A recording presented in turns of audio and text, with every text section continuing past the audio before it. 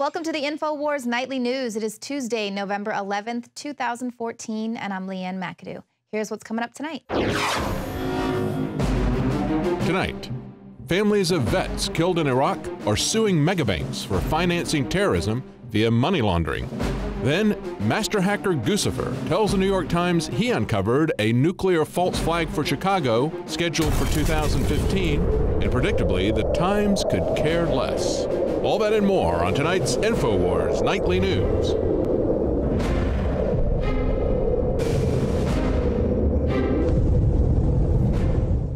More than 80 wounded U.S. combat veterans and their families have filed suit against several of the world's largest banks. They are accusing them of committing acts of international terrorism by helping Iran fund and arm Iraqi terrorists. Now, the suit alleges that the international banks were knowingly part of a conspiracy by Iran to skirt international sanctions. The banks agreed to alter, falsify, or omit information from payment messages that involved Iran or Iranian parties. This is including the banks, and each of these defendants knowingly entered into an agreement with Iran and its agents. Now, the court documents say that with the help of the accused banks, Iran has been able to secretly move billions of dollars in U.S. currency through the United States in a manner that was designed to purposefully circumvent monitoring regulators. And this is said to include hundreds of millions of dollars to Hezbollah, the Iranian Revolutionary Guard Corps, and other terrorist organizations that are actively engaged in murdering and maiming U.S. servicemen and civilians in Iraq. So obviously some of the hurdles facing the veterans is that they must be able to show that these attacks were not executed by reason of an act of war. Wartime claims are exempted from the Anti-Terrorism Act because the law wasn't intended to give soldiers a private right of action in a military conflict. They're basically saying casualties of war happen, but according to this suit, these were not acts of war, but acts of terrorism, and U.S. troops were the target. So what do you think? Are the banks complicit in this? We've reported many times they've always funded both sides of the war, just like the banks fund both sides of the drug trade. Now, you'll recall that we actually interviewed the HSBC whistleblower Everett Stern last year. He exposed the fact that the banks were using really creative ways to undermine these U.S. sanctions, and they were coming up with really creative ways to do business with these countries that were under U.S. sanctions, specifically HSBC, specifically Iran. So we know these too big to jail banks are complicit in this. They've helped aid and abet and fund terrorism. But what about the government's complicity? They send the troops to go and fight these wars under false pretenses. The already dominant British Empire grew even more aggressive. Her troops and bureaucracy spread across the globe. The sun never set on Britannia's holdings. The banking cartel funded, in fact, since about 1800, they have funded both sides of almost every war. And of course, they're getting the interest off of the loans that they've given the various governments and the wars that they have actually helped stimulate and create. By 1900, Germany was a rising force and a leader of the Industrial Revolution. World War I, for instance, there was absolutely no reason to have World War I, except that it was an ideal opportunity for the banking cartel to make a pile of money by funding both sides of that particular war. On June 28, 1914, the heir to the Austrian-Hungarian throne, Archduke Franz Ferdinand, was assassinated while traveling in a motorcade.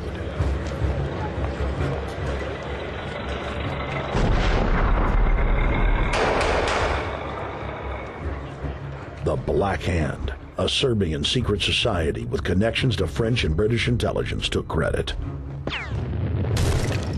World War I had begun.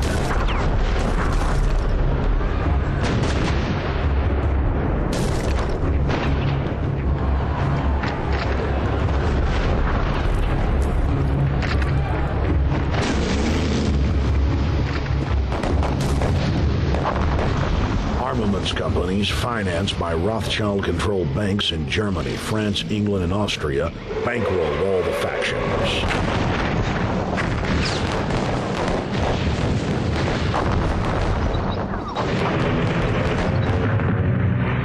At least 20 million were killed in the war.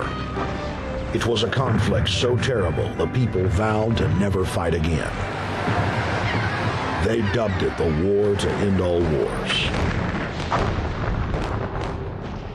Question is, why did they want war? Well, first of all, is money and power. But secondly, they wanted to create the League of Nations. They had this in their plans all along, and as a consequence, once the war was over or about to be over, they began to formulate this idea of a League of Nations, so this would never ever happen again. Hundreds of years of practice made the British experts at hiding their empire behind puppet governments and councils. In the name of stopping all future conflicts, they proposed that countries would join a League of Nations. Their true intention was for the League to serve as a framework for world government. But of course, it's not just the banks, but the corporatocracy that we are living under. And a new study out of Princeton is basically making it official. The U.S. has officially become an oligarchy. This is according to a new study by Princeton University professor. It's on the influence of very wealthy or economically powerful persons on American political policies. And it makes it clear that for the first time, a genuine American oligarchy has staged a slow coup d'etat over U.S. foreign and domestic policy over the past 3 decades. And this is since the era of Ronald Reagan. This American oligarchy today is the major force for war and disorder across the planet. Now, the study concludes that multivariate analysis indicates that economic elites and organized groups representing business interests have substantial independent impacts on U.S. government policy, while average citizens have little or no influence. The results provide substantial support for theories of economic elite domination. Goes on to say that we believe that if policymaking is dominated by powerful business organizations and a small number of affluent Americans, then America's claims to being a democratic society are seriously threatened. And they're basing their analysis on volumes of data from 1981 to just 2002, basically showing the role of money on our political system. And of course, which gets worse by the year. There were record reports of record funding into campaigns this year, record spending. And of course, not only does the average citizen have zero influence on politics, but of course, those setting policy are counting on our ignorance. Lack of transparency is a huge political advantage. How in the world can this be HIPAA compliant?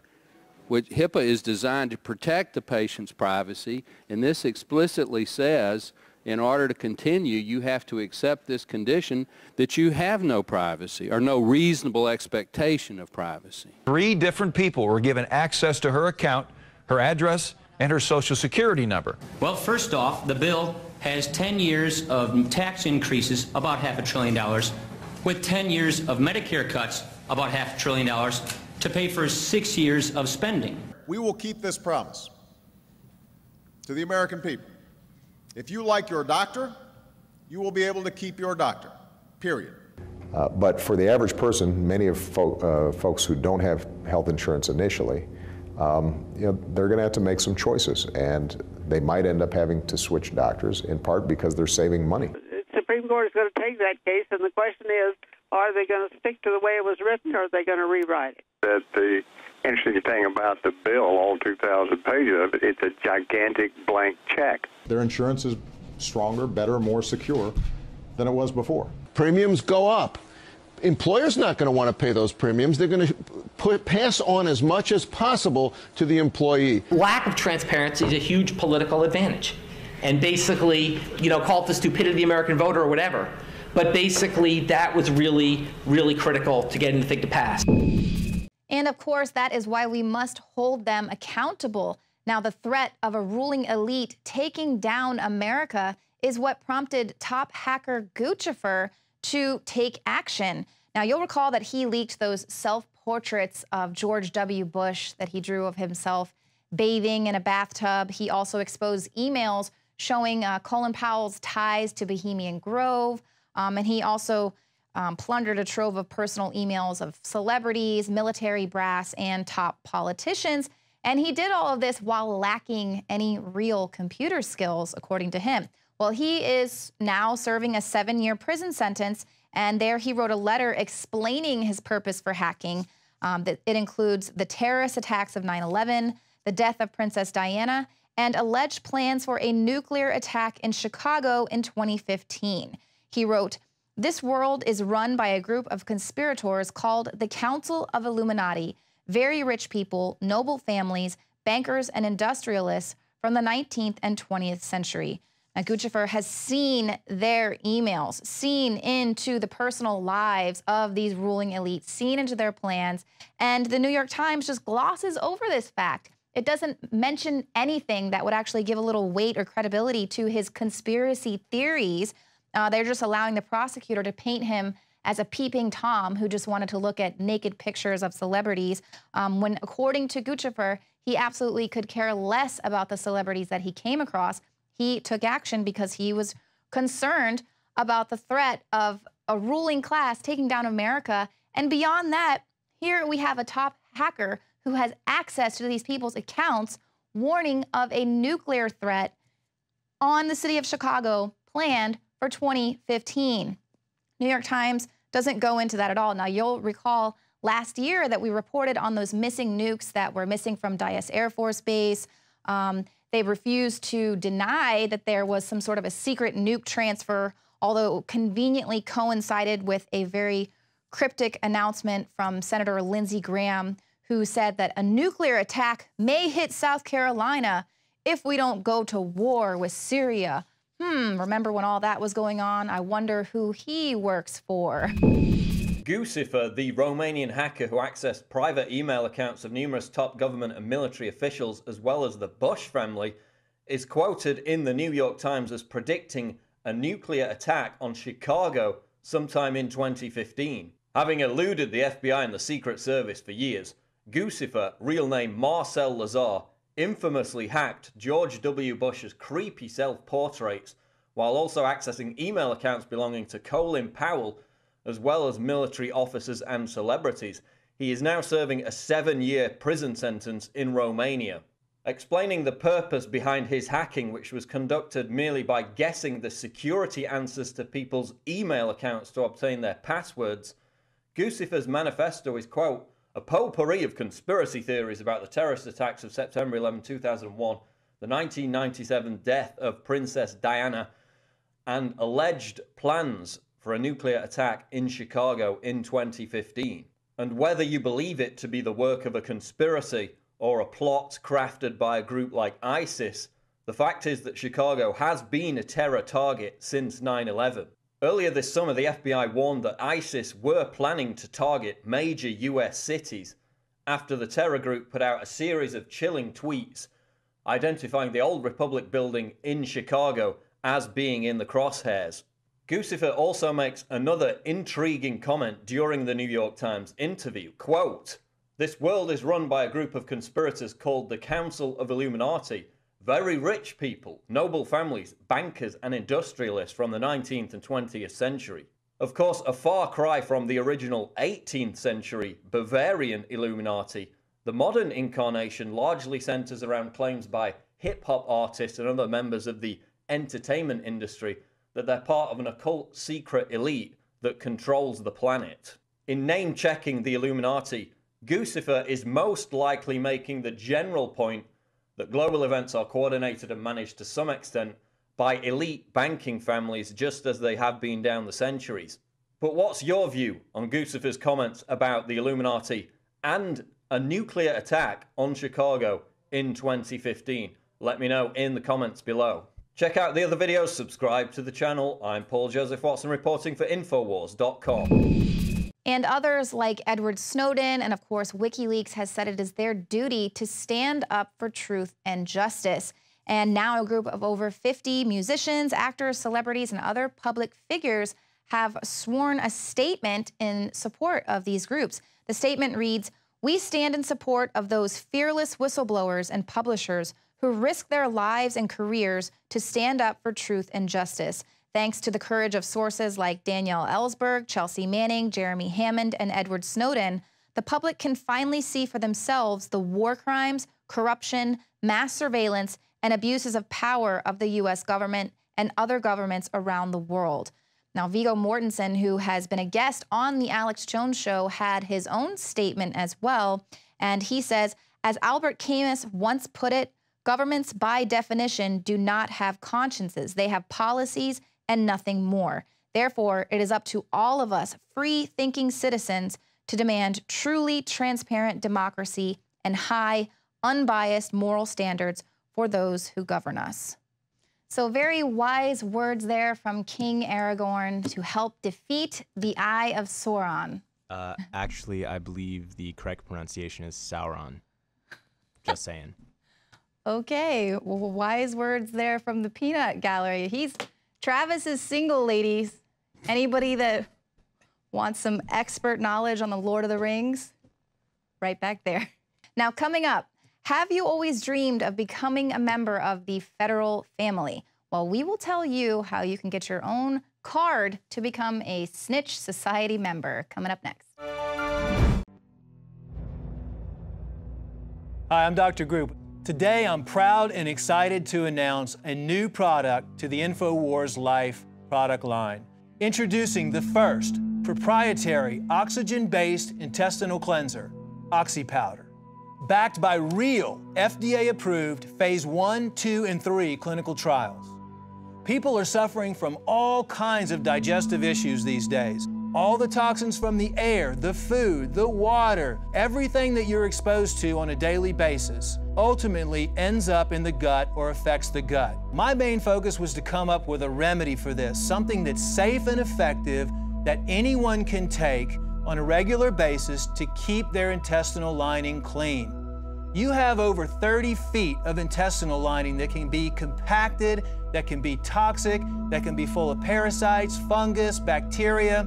What are you doing to keep that clean and flushed out? My recommendation is to clean your intestines at least 2 to 3 times a week to prevent the toxic buildup from going into your bloodstream. You owe it to yourself to take your health into your own hands and start cleansing your body today with OxyPowder. Secure your OxyPowder today at InfoWarsLife.com. That's InfoWarsLife.com.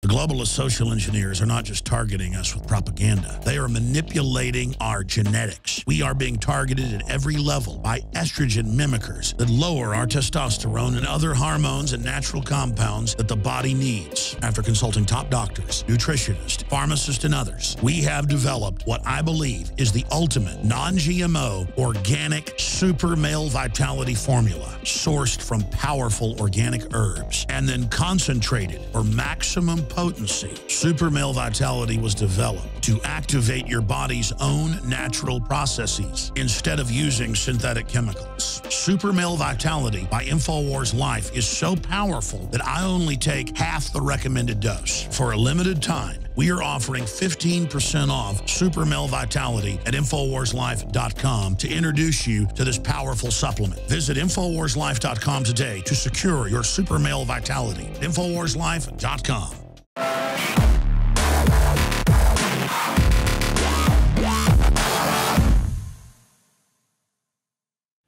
Hey guys, Rob Dew from Infowars.com, and I want to give you a quick sneak peek at what's going to happen tomorrow on the Alex Jones Show. Probably at noon Central, we're going to be joined by the legendary Rick Ross here, who at one time was the largest crack cocaine dealer in Los Angeles and California, and probably even the United States, but has since learned, the system and what's going on behind it. Now, Rick, I guess when you first found out about these alleged government connections into this drug dealing, how did you feel? Didn't believe it. You didn't believe it? No. And then at what point did you finally come to the realization that, yeah, it actually happened? Well, I mean, even I started seeing all the evidence, and I still was like, nah. And it was only until the government said themselves that, yeah, we were involved. I mean, when I was like absolutely positively sure that, yeah, I'm like, they investigated themselves and they admitted that they were involved. Wow, who could not believe it now, So. And there's still people out there who want to deny it. And this, if you look at what the war on drugs produced, it produced a larger prison population. It produced a lot of people into that system, which has basically become indentured servitude because they're getting people to do work for free. They got you when you get out. You got to pay money into the system. I mean, you've been dealing with all this stuff. I mean, it is just a system built on. That cost you 25 cents a minute. I remember when they used to be 50 cents a minute when everybody else out here was getting it for like 5 cents. Oh, yeah.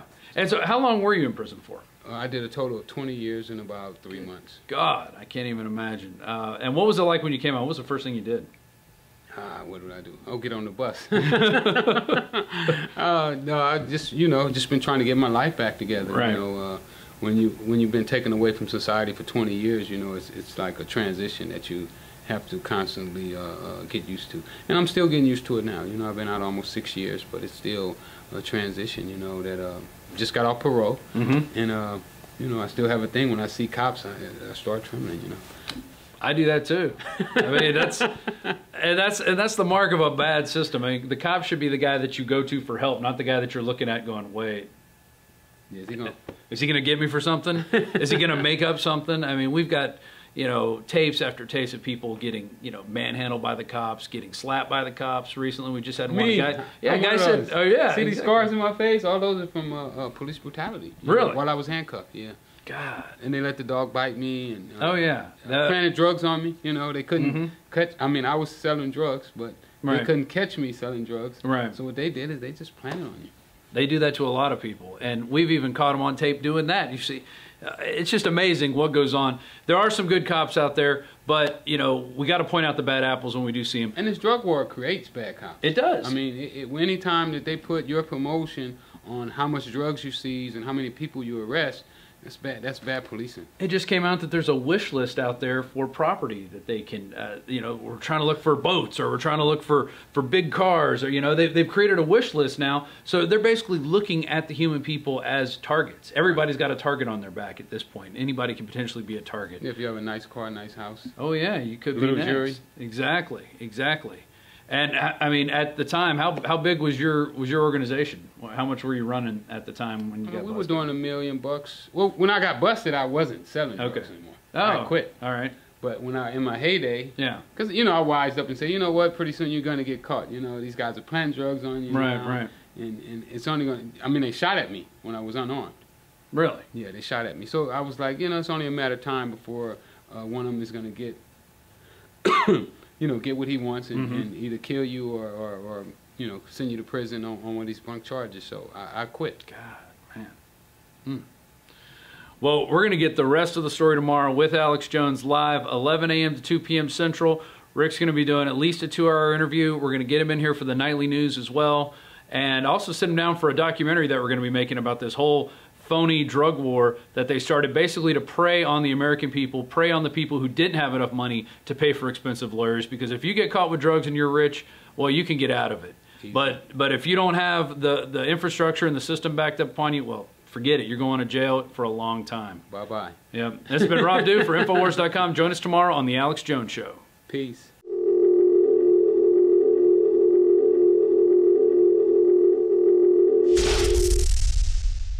Another major health threat, this one in Toledo, Ohio, where everybody in the entire city has been told not to drink the water. Ohio's governor declaring a state of emergency. Did you know that the average person uses about 80 to 100 gallons of water at home every single day? If there's a water emergency, will you be prepared? Panicked residents forming long lines throughout the day. We're here at a supermarket in Toledo. You can see the shelves empty where water once was. To stay safe and healthy during a crisis, you must have access to safe, clean water. Water which will not be available at your local grocery store. There's a mad dash on right now to stock up on supplies. The ProPure Pro 1 G2.0 water filtration system is a must-have for every modern, independently minded household. Protect your family's safety during an emergency. Go to InfoWarsStore.com today to purchase your ProPure Pro 1 G2.0 water filtration system or call 1-888-253-3139. Hi, I'm Dr. Edward Group. Today I'd like to talk about the war on women. You've experienced and heard about the benefits of super male vitality.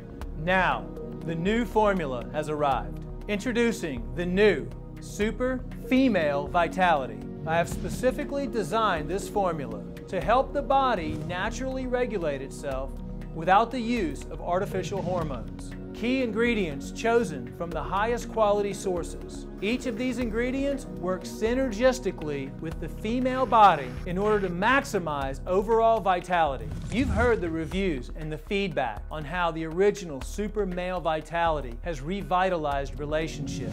Now, both the man and the woman can have the revitalization in their own bodies with Super Male Vitality and Super Female Vitality. Secure your Super Female Vitality today from our limited stock at InfoWarsLife.com.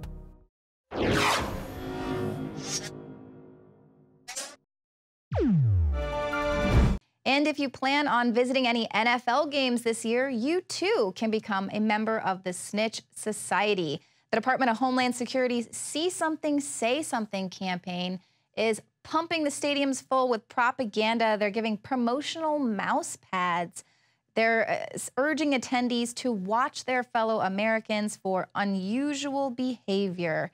And they're asking football fans to keep their good eye open and report all suspicious activity. So are they hinting to the all-seeing eye there, or the eye of Sauron?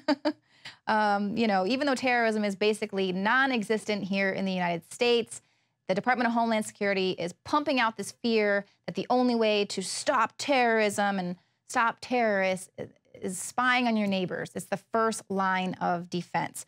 Now, another arm of this Snitch Society is going to be school health screenings. Now, it's under the guise of helping struggling school children deal with complex emotions and mental health issues, is what we're being told. But of course, there is more to the story. Now, the Obama executive orders that were written in the wake of the Sandy Hook shooting introduced a number of policy laws that are designed to mandate mental health programs and screening, and include gun talk as part of the deal. WorldNet Daily reports that critics say personal information scooped up in the screenings will be logged into databases that will follow the child throughout his or her academic career and beyond. Public schools, which have increasingly taken on aspects of psychiatric clinics in recent years, are going to get infused with more than $150 million in federal grants. They're going to further this agenda of Obama's 2013 executive action titled, "Now is the Time to Do Something About Gun Violence." So basically, the schools are charged with pumping your kids full of drugs just so they can sit still in these robo classrooms where they're basically just being trained into being good little puppets of society, good little robots. And then they're going to use these mental health issues to bar children from their Second Amendment rights before they even reach adulthood, which of course is the plan to take away guns from veterans and probably police officers who are suffering with PTSD. Now, obviously, there are people out there who are too mentally disturbed to do anything, really take responsibility for any area of their life, let alone be able to own a gun. But how will these mental health screenings be used in the future to deem someone unfit? Will insomnia bar you from having a gun, or depression, stress? Basically, they could take anything from medical marijuana or alcoholism, and also prescription drugs. I mean, more than half the population is being prescribed these prescription drugs, as well as a lot of children who are in school getting diagnosed with ADHD. So these could be potential things that are deemed to say a person has mental health issues and shouldn't be allowed a gun. In the words of Ray Bradbury, he says, "Insanity is relative. It depends on who has who locked in what cage." Well, thank you for tuning into the show tonight. On behalf of everyone here at InfoWars, I want to say thank you to the brave men and women who sacrifice so much, putting their life on the line. Now, if you are watching us on YouTube, please hit the subscribe button to the Alex Jones channel, and then head over to Prison Planet TV and consider becoming a member. Your subscription allows us to bring you all of this content. You get instant access to nightly news, as well as 18 years worth of Alex Jones rants. And of course, you can share your username and password with up to 11 people at the same time. Thanks again, and we'll see you here tomorrow at 7 p.m. Central.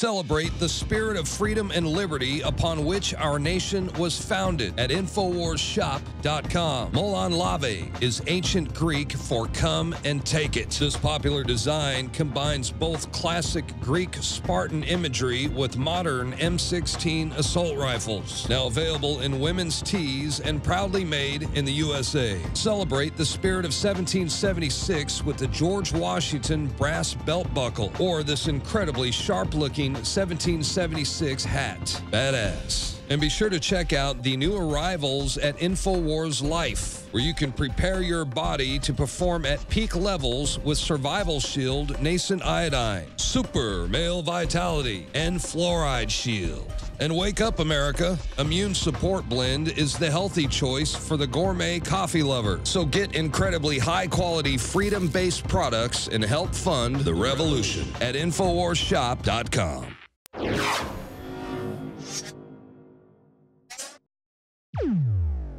Last week, a man came to this Austin gun store seeking to purchase a firearm and a large amount of ammunition. What makes the store unique? That the man had plans to go to a nearby hospital and commit mass murder. I don't even want to ever think about what happened last night.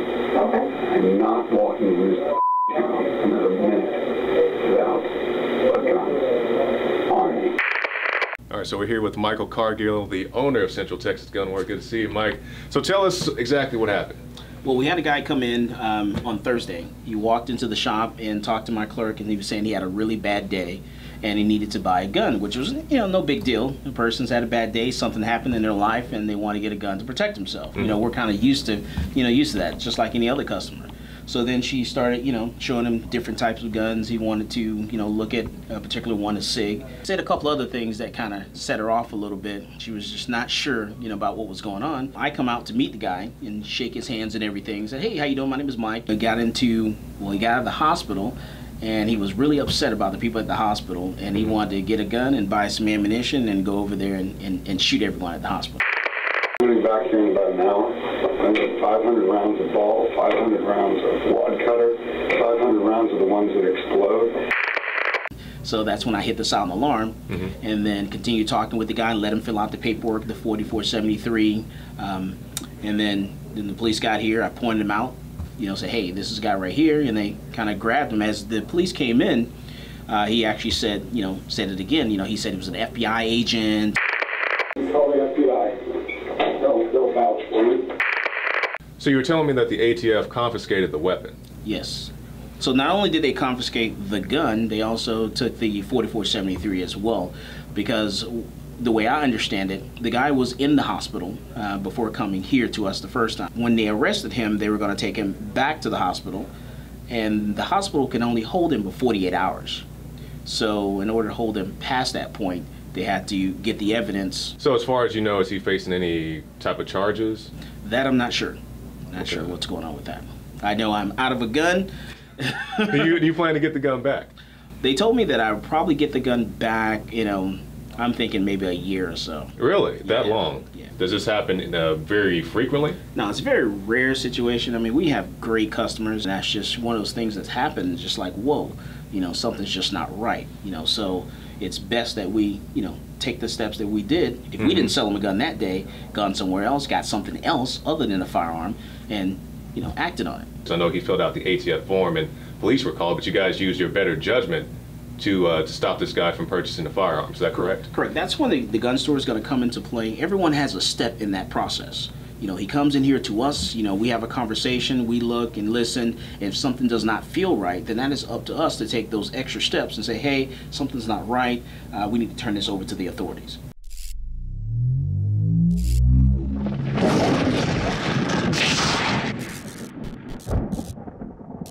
Celebrate the spirit of freedom and liberty upon which our nation was founded at InfoWarsShop.com. NoWorldOrder.com. Molon Lave is ancient Greek for come and take it. This popular design combines both classic Greek Spartan imagery with modern M16 assault rifles. Now available in women's tees and proudly made in the USA. And now you can protect yourself from corrupt cops with the InfoWars dash cam. It's your car's black box that records all that the driver sees and hears. And introducing the Block It Pocket. It renders your phone undetectable while protecting your private data and your health. Or take back your privacy and protect your personal information by getting your very own Detractor cell phone pouch. So get incredibly high-quality, freedom-based products and help fund the revolution at InfoWarsShop.com.